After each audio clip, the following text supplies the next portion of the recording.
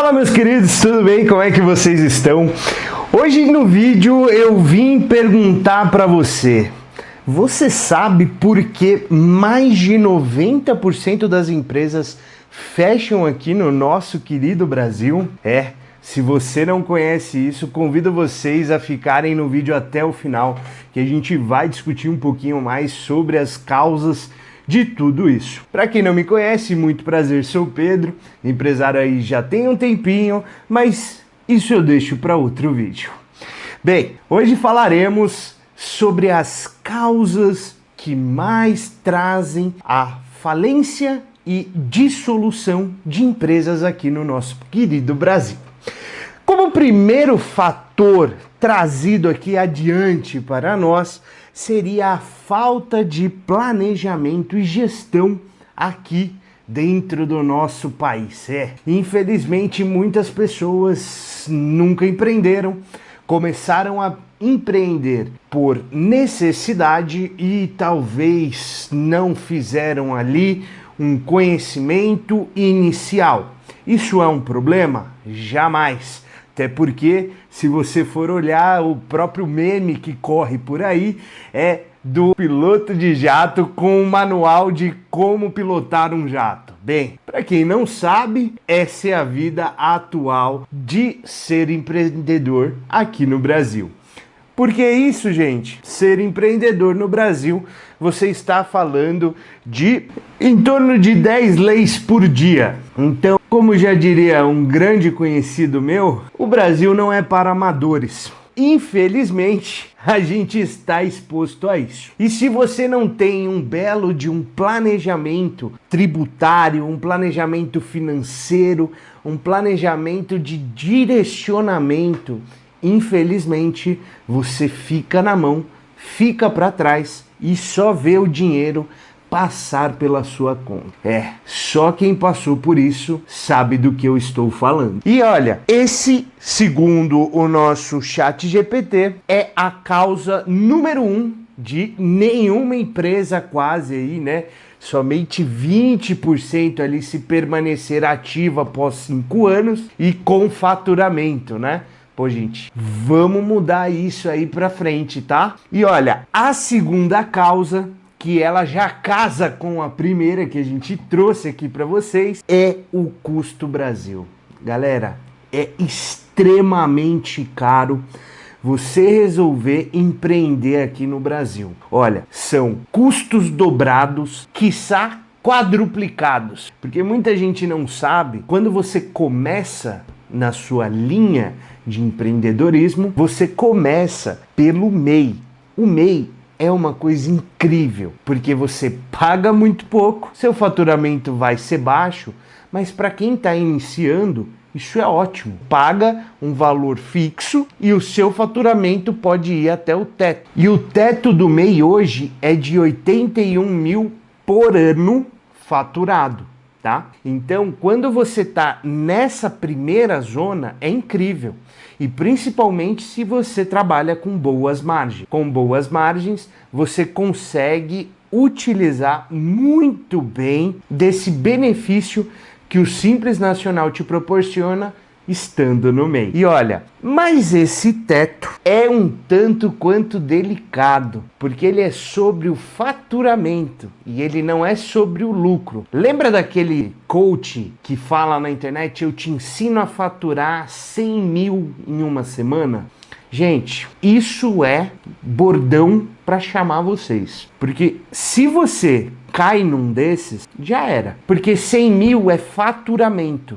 100 mil não significa que é lucro. Você tem que ver o quanto que é lucro. Porque eu posso muito bem colocar 100 mil reais de campanha, não lucrar nada e faturar os 100 mil. Eu posso faturar até mais. Porque campanha publicitária traz muito faturamento. No entanto, se ela não for bem dimensionada, você vai torrar dinheiro à toa, tá? Então tomem muito cuidado, que tem guru na internet que fala um monte de baboseira, que é obviamente para no final do dia se apertar para comprar o curso deles. E assim, essa é uma das causas muito prejudiciais dentro do nosso país, as cargas tributárias. Então você sempre tem que se planejar desde antes. Então, não é porque você está no MEI que você paga pouco que você vai se projetar como se você fosse pagar o MEI. Não se faz assim. Você deve fazer, enquanto você está no benefício do MEI, trabalhar como se você tivesse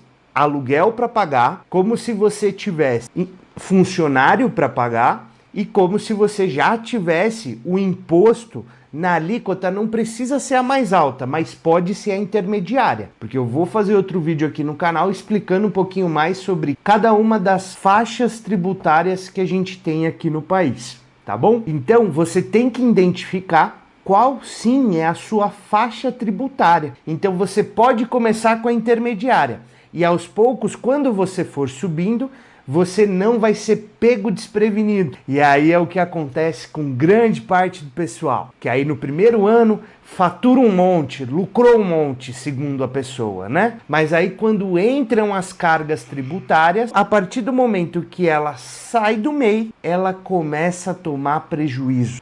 Então vocês têm que anotar essa dica de ouro que eu tô deixando aqui para vocês, de empresário para futuro empresário ou já empresário consolidado aqui no canal. Próximo fator aqui que eles me trouxeram, que é um fator que isso daqui é basicamente, se você não tem um mentor, você não tem uma pessoa que pode te auxiliar com isso, fica realmente muito complicado de você conseguir se desenvolver sozinho, né? Que ele fala o empreendedorismo por necessidade. Infelizmente, a gente tem muitas pessoas que elas sabem fazer um serviço, as pessoas elas estão cansadas de não serem valorizadas em seus empregos e resolvem abrir uma nova empresa. Por que eu fiz entre aspas esse ser valorizado dentro da empresa? Porque somente quando você começa a empreender que você entende a dificuldade e a tristeza de um patrão quando você chega para conversar com ele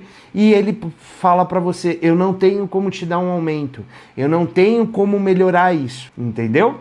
Então, quando você vai pela necessidade, compromisso de se movimentar e sair da inércia, é um passo muito grande que às vezes, se você não tomar cuidado, você pode levar um tombo muito grande, porque ninguém te conta que é fácil abrir e que é difícil é fechar. Isso foi uma coisa que eu aprendi com a minha mãe, inclusive. Ela sempre me dizia: passe numa federal, passe em uma faculdade pública. E eu achava aquilo difícil, impossível. Mas olha, vai por mim. Eu tenho muitos amigos que passaram em federais. E a grande dificuldade não é entrar na faculdade. A grande dificuldade é sair da faculdade.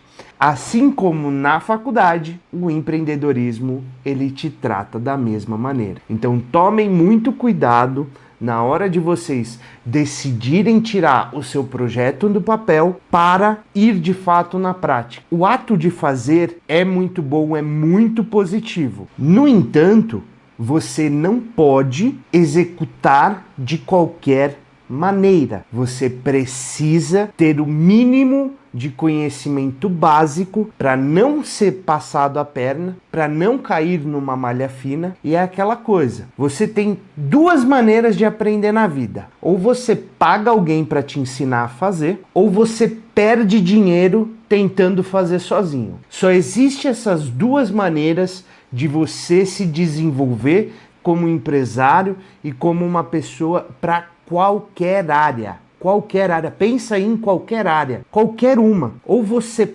paga para aprender, ou você torra teu dinheiro tomando multa, caindo em malha fina, indo para qualquer outra situação que possa ser muito prejudicial. Bem, eu vou ficando por aqui, espero que vocês tenham gostado, seja relevante o que eu levantei aqui nesse canal.